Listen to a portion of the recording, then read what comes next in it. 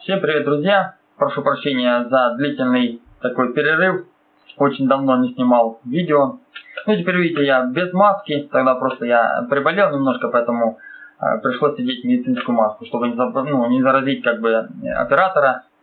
Вот, о чем сегодня хотел рассказать. Сегодня хотел я поднять такую тему, как вылечить кашель. То есть как это сделать быстро и как это делаю я. Значит, есть такой вот способ.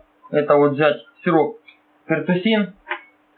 Пертусин микстура продается в любой аптеке, то есть содержит экстракт чабреца. Чабрец — это такое растение, в котором содержатся витамины В и С.